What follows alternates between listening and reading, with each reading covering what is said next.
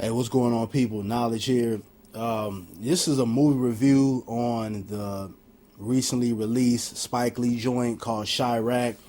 For you guys that interact with me on Facebook and everything, I posted that I went to go check out the movie on Thursday, which was the opening night. It wasn't playing everywhere, but if you search hard enough, you can find it playing somewhere. And, I went to go check the movie out, and previously, before I saw the movie, I gave my critique about it, but I didn't want to critique too much because I want to actually see the film. Because a lot of times, people will come out and they'll critique things because a certain individual is in it, or because they don't like the title or the theme of the movie. So I want to actually look at the film and get a broader perspective of it before I make judgment.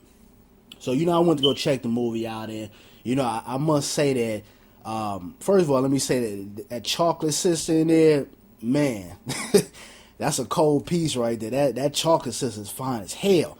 But I digress away from that. But I checked the movie out, and I gotta say it was an excellent film. It had a lot of poetry in it, and how they incorporate the poetry is that within the dialogue, you had the actors and actresses do poetry within the scene. So it might be like a scene with Nick Cannon and his girlfriend, and they'll be arguing about something, but it'll be in a very poetic way. And I thought that was creative, and I thought it was very different.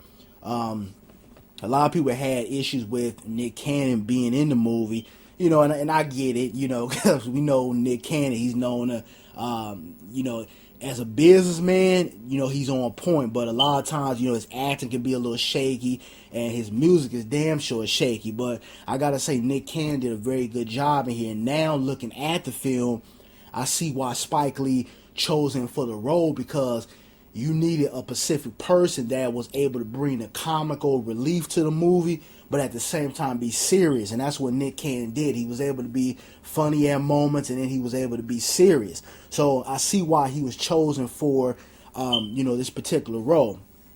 But you had guys in there like Samuel Jackson. He was somewhat of the narrator of the movie. You had the brother from The Wire. If you guys ever watched The Wire, the guy that always goes, "She." He was in there, which I found to be funny. There's a couple of comedians in there. Snoop from The Wire, she was in there. And, what the movie really kind of based around. Oh, yeah, I can't forget Angela Bassett. She did a very good job in this movie. But what the movie kind of themed around is, to me, what I got out of it is that it didn't really come across as like a preaching, kind of like, oh, you guys need to put the guns down, etc., etc. The same stuff we've been hearing, when they talking about Chicago on through the media or the radio or whatever. It more or less, what I think Spike Lee wanted to do is he wanted to show that what is going on, not only just in Chicago, but all across America with the violence, is that it's an issue, and a lot of times, the people right next to us or us within the community, we ultimately have the control to change a lot of this stuff. And I think that's the point he wanted to reach to the viewer when you actually go check out the film. Now, the women was holding back on the pussy, that was basically the theme. And, it somewhat kind of started with, the sister I was talking about.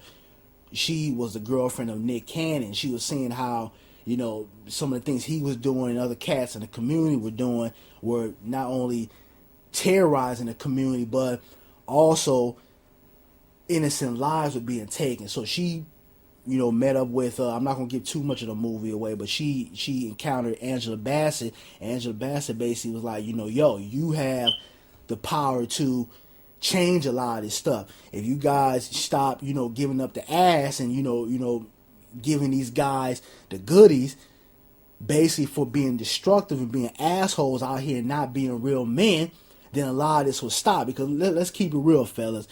When we got a girl, or it don't matter what's going on, we like sex. That's something that pretty much, if you're a heterosexual man, you like sex.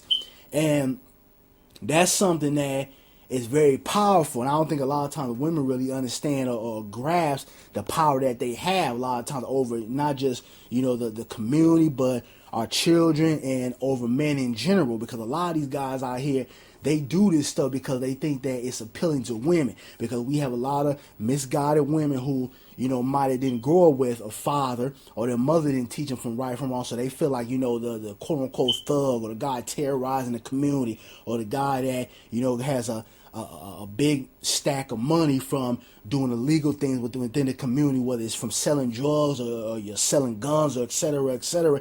They think that's cool, and that's what a man is. And a lot of these guys continue to do this because they feel like, well, shit, I can do this. All these girls are checking for is a quote unquote bad boy, or the guy that got a stack of money in his pocket. So that's what I'm going to do, because I want to please the women. I want to have women on my arm. So a lot of these guys do that type of stuff because it's acceptable to a lot of misguided women out here.